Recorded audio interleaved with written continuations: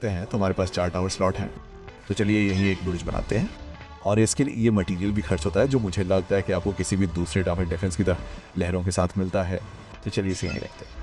हम टावरों को अपग्रेड भी कर सकते हैं। तो जब आप लहर शुरू करने के लिए तैयार हो तो आप यहाँ इस पर क्लिक कर सकते हैं और ये लहर शुरू कर देगा।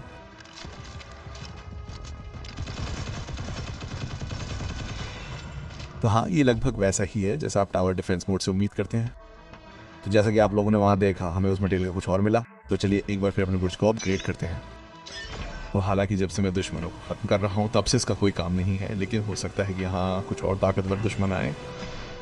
ये शायद सिर्फ एक ट्यूटोरियल स्टेज है, इसलिए मुझे उम्मीद नहीं है कि ये बहुत कठिन होगा। इस एक्टिविटी के साथ पहली छाप मुझे लगाता है कि ये और भी मज़ेदार होगा अगर ये सिर्फ बुर्ज से संबंधित हो और आपको अपनी बंदूकें इस्तेमाल करने की अनुमति ना हो, और फिर वे इसकी भरपाई के लिए बुर्ज स्पॉट बना दें। मुझे यकीन है कि बाद के राउंड इसे और भी कठिन बना देंगे ताकि आपको वास्तव में अपने बुर्ज का उपयोग करने की आवश्यकता हो, और इसलिए हमारे पास ये अधिकतम स्तर पर है। तो चलिए यहाँ एक और बुर्ज रखते हैं। चलिए यहाँ डैमेज बोनस और बुर्ज रखते हैं। इसके अलावा जब आप यहाँ अपने बुर्ज को अपग्रेड कर रहे हैं तो आप देख सकते हैं कि ऐसा करने पर ही क्या अपग्रेड करने जा रहा है। और हो गया। तो हमें पहले वाले की ये एक बॉन्ड वॉइस चार्म मिला, एक रिसर्च कैश, एक बेसिक कैश और A20 और एक बेसिक कैश G4। तो देखते हैं कि इससे हमें क्या मिलता है। हमें कुछ बुलवर्क ऑप्स XP भी मिला है। ऐसा लगता है कि हमने उस एक्टिविटी से कुछ और कार्ड भी अनलॉक किए हैं। तो मैं उस हिस्से से चूक गया, लेकिन शायद वे कैश से आए थे।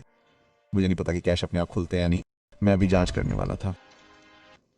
तो मुझे अपनी इन्वेंट्री में बॉक्स नहीं मिले, तो मुझे लगता है कि इसका मतलब है कि वे अपने आप खुल जाते हैं। इससे पता चलता है कि अब मेरे पास 2 नए बुर्ज क्यों हैं। तो यहाँ दूसरे चरण पर चलते हैं। ऐसा लगता है कि अब हमारे पास एक्टिविटी डिटेल्स हैं। वो तो मुझे लगता है कि आप जितना ऊपर जाएंगे आपके पास उतनी ही अलग अलग एक्टिविटी डिटेल्स होंगी। तो आप यहाँ देख सकते हैं कि त्वरित विध्वंसकों की गति बहुत अधिक है। तो शायद यहीं से कठिनाई आती है, जैसे कि इन संशोधकों से।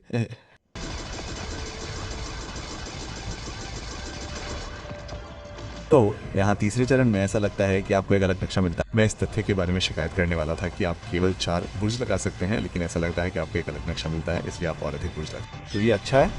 मैं ये कहना चाहता हूँ कि जब मैं ये राउंड खेल रहा हूँ तो मैं उन पात्रों के लिए सिफारिश करूँगा जिनके पास भीड़ नियंत्रण अच्छा हो, जैसे कि निंग मारू, यहाँ तक AIA भी। मेरा मतलब है, मैं कहूँगा कि ग्रेनेड लॉन्चर के साथ मारू शायद एक अच्छा विकल्प होगा। आप इसके साथ बहुत सारी ज़मीन को कवर कर सकते हैं। ये रेन भी वास्तव में अच्छा हो सकता है, इसलिए मैं शायद इस गतिविधि में लोड करते समय आप किसका उपयोग करते हैं इस पर अधिक नहीं सोचूंगा, लेकिन ये कुछ सिफारिश है।